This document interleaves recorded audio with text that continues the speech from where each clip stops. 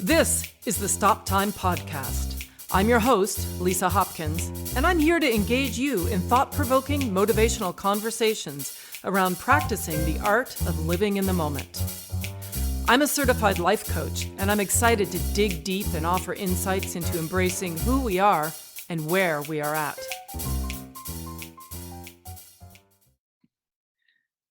All right. So today I'm speaking with Keith Harrison, whose songs, compositions, arrangements, and productions have been heard on stage, screen, and television, and beyond. His extensive list of collaborators have included Ariana Grande, Kelly Clarkson, Janelle Monáe, Babyface, Idina Menzel, and the list goes on. He is working on the upcoming feature films The Prom and Cinderella, and is the creator, writer, and songwriter of the acclaimed new musical Emojiland, which was a New York Times Critics Pick and received the Outer Critics Circle, Lucille Lortel, and Drama Desk Award nominations.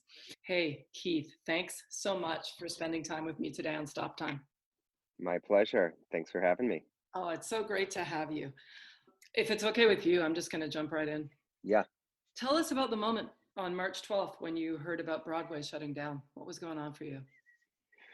I was actually in England working on Cinderella at the time. And, it was already a difficult thing for me to be so far from the show that was happening in New York.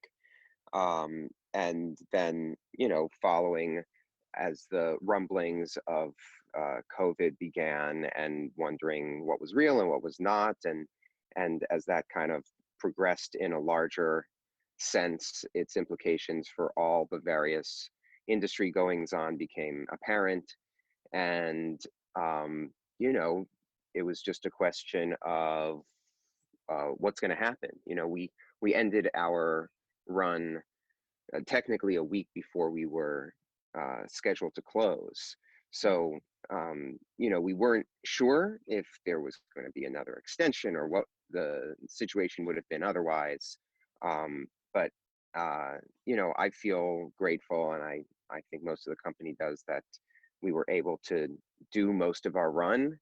Um, and so, but very quickly the concerns became less about the show happening and just the larger safety concerns of all the people involved, and where are people, how do we get their, getting their stuff out of the theater became like a small potatoes thing compared to the swift takedown of the whole system. No kidding. So you said you were in England. Yeah. How was it received there? That's so interesting to me. Well, it was a very, closed set. So we felt like we were maybe a little less at risk of exposure to a degree in the beginning because we'd just been around the same people. The big shift happened with the travel ban and all the changes to flights going in and out of the country. So within within a few days of finding out that this really was a big deal, we were just sent back to where we came from to try and get into the U.S. before that became something we weren't going to be able to do. We didn't know how drastic those measures were going to be at the time. Yeah, yeah. No, I can imagine. I have to say that I just didn't take it seriously very quickly. It's another, sensational story that is not going to be as serious as people all fear. And I was of the mindset that it was going to be fine. And that has not been the case. So I was very wrong. But I think that just came from me feeling like uh, someone who figures out how to make the show go on no matter what happens. Mm. So the fact that the shows got shut down, the show didn't go on. And that shift, I think, was large for everyone in the industry, just, particularly in live entertainment, but also in any situation where you need more than one person in a room at a time in order to do what we do. Um, that no, couldn't go on. And that was the big shift, was when we were told, no, we're shutting down production. Everyone's flying home. Everything's on pause. No, no, no. Right up until I got the call saying, hey, we booked you a flight. That's it. You're going back to the States. I really didn't believe that it was going to come to that. Yeah. Hey, talk to me. I'm really curious about talk to me about the moment where you landed back home in LA. Getting home, walking in the door, um, after everything being cut short, it was a mix of confusion and relief, because aside from the relief of just getting home safely during the immediate ordeal, I had been running myself ragged, to the bone for months and months and months. And it felt like a forced hiatus, which my body needed and my mind needed. And the adjustment to, you don't have a deadline tomorrow. You don't have to turn in tracks. You don't have to orchestrate that song. You don't have to do any of these things because nothing is happening right now. Everything is shut down. That really hit me in a way that I didn't know how much I needed. And so, as someone who has been fortunate enough to stay working um, in the recent past, I really appreciated the forced time off. Yeah. You said a mixture of relief, which makes perfect sense for all the reasons that you just explained. And you said confusion too, and Hmm. I'm curious about that. Um, Confusion for me, I think, boils down to not knowing where to direct my energy, because we, in life have different projections of significance on the things that are important to us in our lives, and the people and the things and the routines and the tasks and the industries and the just the stuff in life that we occupy our time with while we're waiting to die, to be morbid. Um, and when faced with a total shift in what may or may not even exist as something onto which one can project such significance, Mm, um, it just shifts. At least for me, it shifted my whole energy mm. in terms of what's important. Why have I been spending my energy on this, that, or the other? To take time to pause and reassess that gap in between um, things stopping and then finding the way to assess the confusion. We just don't know what we should be focusing on, what's important, how to solve problems, what the real problems are. Which I think, and I think that that moment of confusion, however long it lasts, can be useful, because then you really know that you need to find clarity that you may not have known you needed to find before. Yeah. No, absolutely. I'm hearing that, it provided a much needed perspective. Yeah. I'm curious what gets you up in the morning? Uh, what gets me up in the morning is just the fact that I woke up to begin with, that I'm alive, and there's so much joy to be found in the world. I'm someone who doesn't get bored easily, Mhm. because there's something to be found in any moment that one can think about and consider, wow, this exists in the universe. How about that? I don't know. I find fascination in the mundanity often. So so once that alarm goes off and I make the decision to stop snoozing, then the world's my oyster, so to speak, and whatever happens is going to happen. I love that. I love that. I mean, you kind of just described your definition of living in the moment, really, right? Yeah, I guess so. Yeah, yeah. What other discoveries have you made about yourself that you might not have otherwise learned had this not happened? Yeah, the main discoveries for me have centered around how I deal with stress and how I deal with other people's stress, but also, like you said, more about perspective. I am someone who can get so focused on minutia and whatever is attracting my fascination in that moment, that I can just assign stakes to it that are so intense that I lose the larger perspective and forget to zoom out and and really uh, take the breath required to recenter myself and just not freak out, not get so stressed out about things. So having this extra time to take has given me um, the extra bandwidth to take those extra breaths and to not let my stress and anxiety and self expectations get the best of me. Yeah.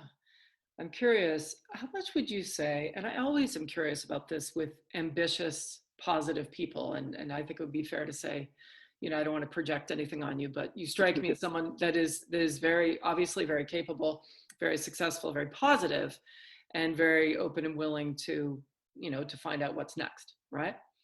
Yeah. And so talk to me about, yeah, the limiting beliefs that affect you or don't affect you in what you do. It's a good question.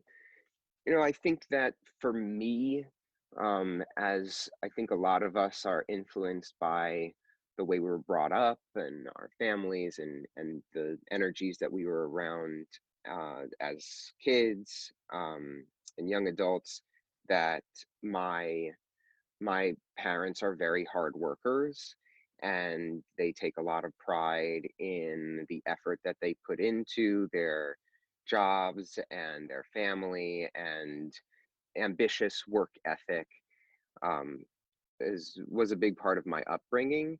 And so that definitely plays a part in my current day-to-day lifestyle and mindset, undoubtedly. I think success for anyone is achieving an internal sense of significance, and everyone projects those senses of significance differently. So for me, the actual process of artistic creation brings me a great degree of significance, because it's just how it's kind of always been for me, and specifically the approval of those I love and respect, and not just approval, but the reaction.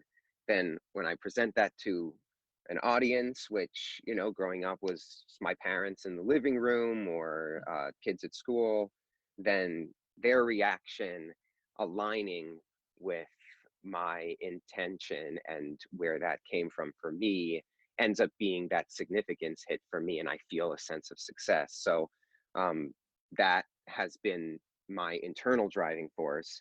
For me, that's this proof that, yeah, we're connected, we're human, we share those sensibilities. Yeah, no, absolutely. I'm really getting a sense of your core value of connection. Ultimately, the reason you do your art is because you like to connect. There's value in that for you. It's not a resume credit, it's a connection. It's a am I right? You're nodding your head. So yeah. Yes, absolutely, absolutely. Because if there was only one human on Earth, I feel like that human would probably be pretty lonely. Honestly, that person would just form connections with animals, and they would get that connection where they can. So yeah, connection. That's very much where it's at for me. Yeah, no, that rings very, very clearly. I mean, it sounds like you've been able to not only make a good living, but make a good living doing what you love to do, which is, obviously you're very, fortunate to be able to do that. I'm curious to know, when you were growing up, if that distinction was made, or if working hard was separate, you know, given just sort of the environment that you were growing up in. Absolutely. I feel very fortunate in that respect. I I was made aware of that being a very fortunate thing for me very early on. I remember I was in the fourth grade. I started playing the clarinet and I immediately got very into it. And I remember very clearly my mom coming to school, um, and I was playing the clarinet in the band room, and she was there with me, and she said to me that if I can do what I love in life, then I won't work a day. Mm, And and it hit me very clearly even at that age that I was having a lot of fun with what I was doing. And she was telling me that I could just keep doing that. And if I just kept doing that, and I'd be okay, kind of thing. Um, and and I've just kind of ridden that ever since. So I absolutely was made aware of it very young, and I'm fortunate that I had that kind of support. well, and it sounds like you believed it. Yes, yes, I tended to believe things my parents told me. But I mean, what a gift. No, they were so supportive, and I really feel like there was a sense of um, wonder from my parents at my musical abilities from early on, and that for better or for worse, and I tend to think for better, really help to encourage me along the way, that they're genuine.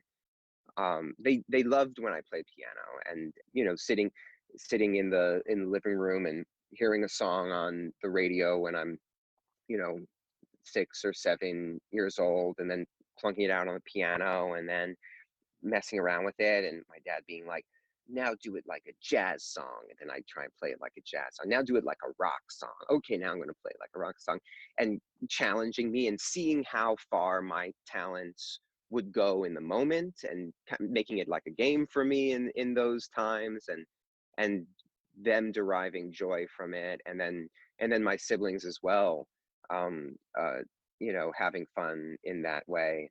Yeah, no, that's so beautiful. I mean, watching you, you just lit up when you talked about, I had this you painted this image of the family being lit up, and every time your dad asked you to play it in a different way and you could, I'm feeling again that value of connection. I mean, yes, it was through the music, but him challenging you slash inspiring you. I don't get the sense, and jump in if this isn't true, but I'm not getting the sense that you were doing it to say, yeah, I can do that. You were doing that because of what you received back when he was. I'm hearing joy. Absolutely.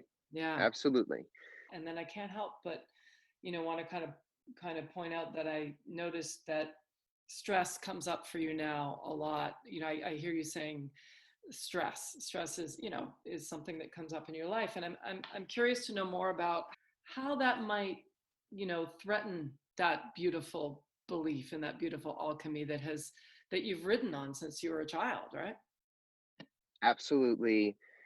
Um, there's no question that for me, the stress that I feel is an extension of projecting the microcosm of, or rather the formative example of using my talents to please my parents, projecting that onto my collaborators, and the director, the producer, the choreographer, the showrunner, the actor, whoever it is in the moment who I'm trying to um, communicate artistically with and create something for.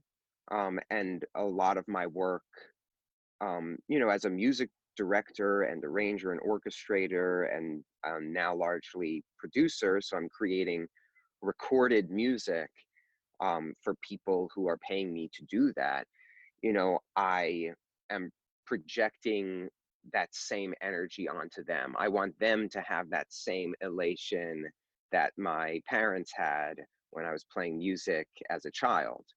And so when I don't get that, or when I don't get that quickly enough, then uh, I get stressed out, and why, and it's not good, and I have to, and all those voices come into play, and as aware of it as I may be, it doesn't change the fact that that's how my psychology functions, and my work is to adapt those functions, and I think that's a process that I'm at right now, like where I am.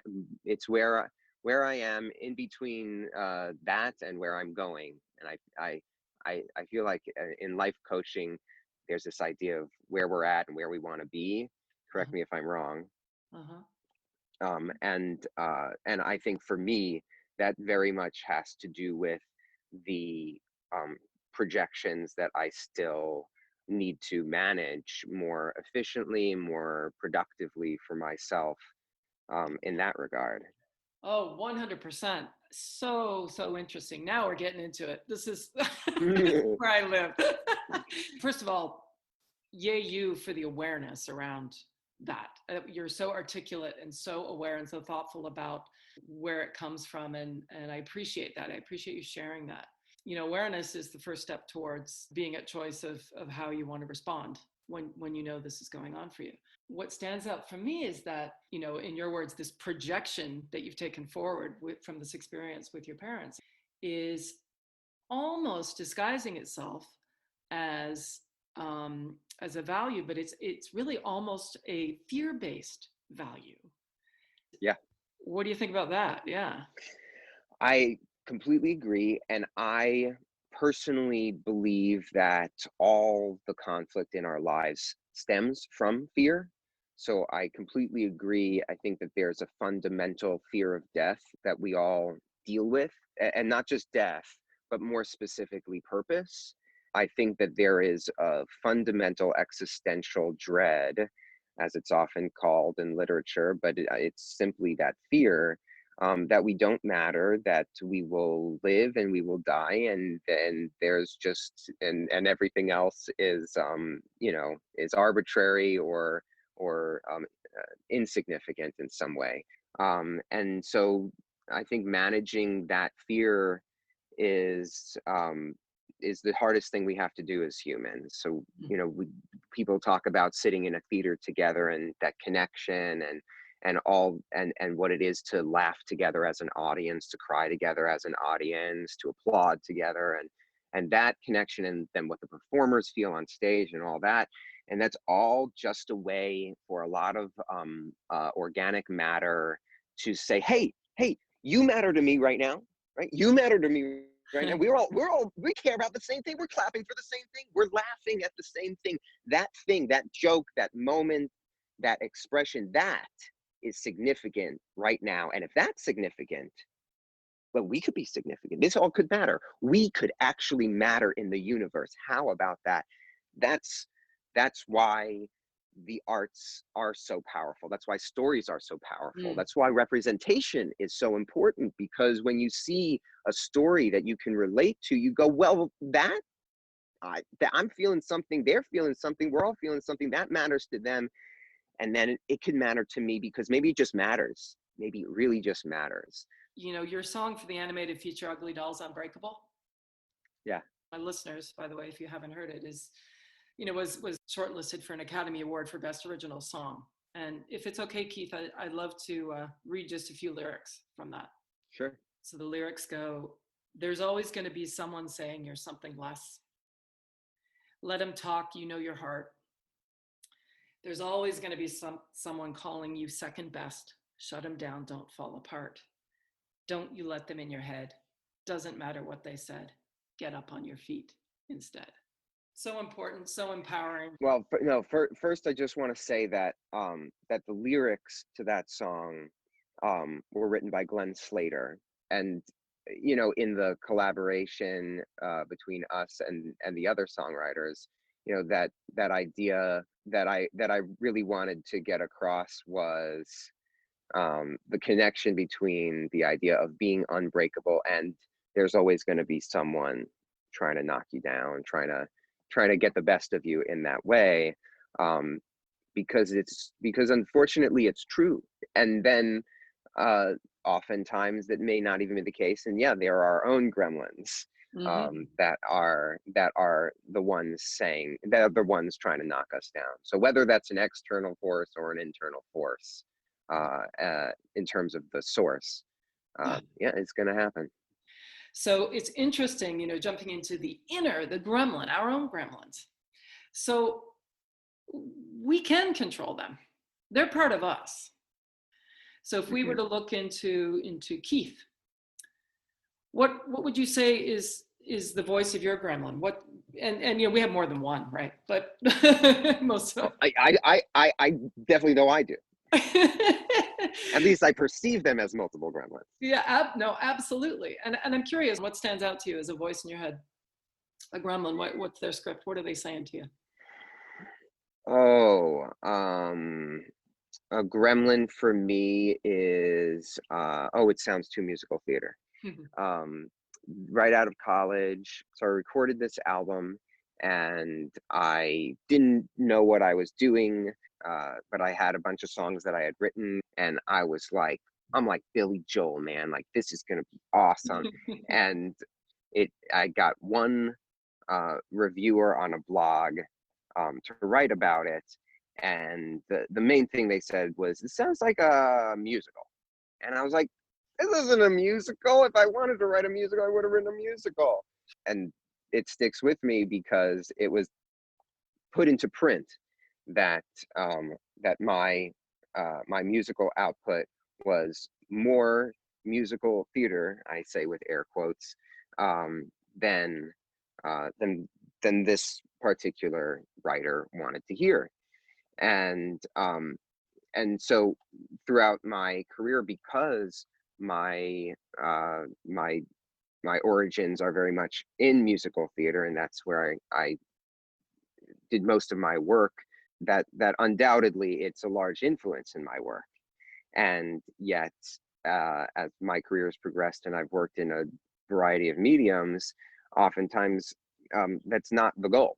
Mm. um, so that is a very, just to be specific, that's a particular gremlin that comes up, that even if that's not actually the note that I'm being given, that somewhere in my mind, you know, at times that'll come up for me, and I'll be like, no, it's because it's too musical theater, you know? Yeah. So, wow, we could really unpack that. But this is not a session. I would ask you, if we were coaching, I'd say to you, what is it about that voice, that's saying this is too musical theater? That's almost more. It's talking about your work. It's not talking about you. Gremlins tend to talk about us. Hmm. And so it's sort of, it doesn't mean it's you didn't give me a good gremlin, you gave me a great one, because that's what came up for you. But I'm curious to know what you think the deeper message of the gremlin might be. Oh, Because that has to do with coolness. Oh yeah, I'm not cool enough. ah, cool. That's very cool that you said that. Yeah, no, that's quite crystallized in my mind. Yeah. Interesting. Why is it important for you to be cool? Growing up in the age of the Backstreet Boys and NSYNC, uh, there's there's a difference between um, honestly, it may even come down to, and this is just gets into therapy for me, but who girls are attracted to, and them thinking that rock stars and pop stars are cool and attractive, and that not necessarily being the case when it comes to to theater stars and Broadway. And it just wasn't my upbringing. My main artistic outlets as a singer and actor and creator and arranger all centered around musical theater music, because that's in the educational system what was uh, taught and okay. We were doing musicals every year. Doing we weren't producing pop albums, and so a disconnection for me between the music that made one sociologically um, attractive, and the music that allowed me to explore my talents. What makes Keith unique? Oh, I don't know how to answer that question.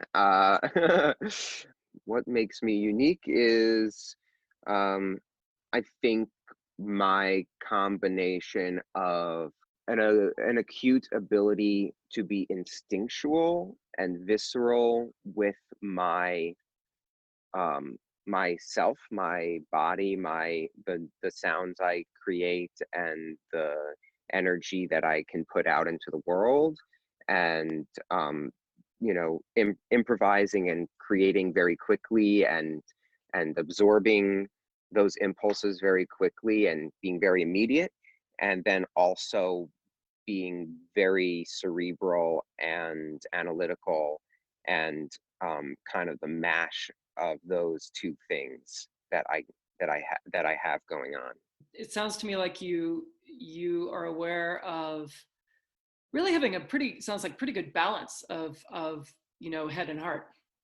Sure, thanks. Okay, I'll take that. Yeah, no, and it makes sense. I mean, it shows up in, you're very well known for being a wizard in the technical aspects as well as the creative aspects of what you do. For sure. And I'm curious to know how interested you would be in bringing your head and heart closer together. That's where I'm at right now, Lisa. That is absolutely my the work that I'm doing right now, because um, I have perhaps compartmentalized them, or maybe uh, have felt like those aspects of myself have been compartmentalized by other people, um, in different situations, and not working to integrate them, but to get out of my own way and allow them to be as integrated as they probably naturally are, more than I allow myself to believe. Mm, absolutely. Yeah, Yeah. yeah. Brilliant. That's brilliant. That's what I was hearing. It's yeah. Thank you for sharing that. That's really, really amazing. Oh my God, I could talk to you all day. Okay. I don't, yeah, Same. I know, right? So on your website, you describe yourself as music maker, filmmaker, and good guy. Love that. Thanks. Would you add anything to that? What do you think when I read that? Um, I think, oh, that's my old website. But you know what? It doesn't bother me. I still, I try. I try to not be bad, to not hurt other people. What do you know will be true about you no matter what happens? Um, no matter what happens, I keep thinking of something and then disproving it in my mind. So what I'll say is, I will always be my own devil's advocate. Yeah, and you're demonstrating that right now. There you go. That's awesome. All right, I've never tried this with anyone. I want to try it with you. You strike me as a good guinea pig. So I'm going Great. to do just a rapid fire. There's only 7 words. I'm going to say what makes you, and then I'm just going to fill in the word. You ready? Okay, well, okay, let's see what happens. Now I'm nervous. It's Don't be fear-based. I'm nervous. having Don't be nervous. fear-based reactions There are no right already. or wrong answers. Okay. Okay. Okay, cool. Yeah. All right, here we go. This is the first round of what makes you. All right. What makes you sad? Death, Mad? injustice, Frustrated? unfairness, Interested? life, Motivated? beauty, Inspired? challenge, Grateful? love. Yeah, that was good. You did great. Oh, thanks. I passed. Lisa, I'm projecting all of my need for approval on you right now. That was awesome. Oh my God. Thank you. You're saying all the right things right now. Thank you. I'm okay. I'm okay. You're so fine. Oh my gosh. Listen, just before we go, I like to ask all my guests, and this is something I do ask them all. What are the top 3 things that happened to you so far today? This interview, of course. My cat, on his own volition, came to snuggle in bed Oh, before we got out of bed, and doesn't always do that. And that was a nice little little bit of love to have it right in the morning. I made that broccoli stalk juice, which I had not done before, and I was like, last night I chopped broccoli for dinner, and I was like, I'm gonna juice these stalks in the morning. That'll be great. And it ended up being delicious, so I'm glad that I did that. wonderful. And what one thing are you most looking forward to today? I've got one song that I need to do some big edits on in for Cinderella, and I'm gonna do it. And I've been procrastinating. I'm gonna get it done, and it's gonna be what I want it to be. Yeah. I can't wait to hear it because I know you're going to do Thank you. it. Keith, I so appreciate you taking the time to be in the moment with me today. Really, it's just been wonderful spending some time with you. Yeah. Same, my pleasure. Thank you for your insight and your care. Oh, no, absolutely. I've been speaking today with Keith Harrison. Thanks for listening. Stay safe and healthy, everyone. And remember to live in the moment. In music, stop time is that beautiful moment where the band is suspended in rhythmic unison, supporting the soloist to express their individuality. In the moment, I encourage you to take that time and create your own rhythm. Until next time, I'm Lisa Hopkins. Thanks for listening.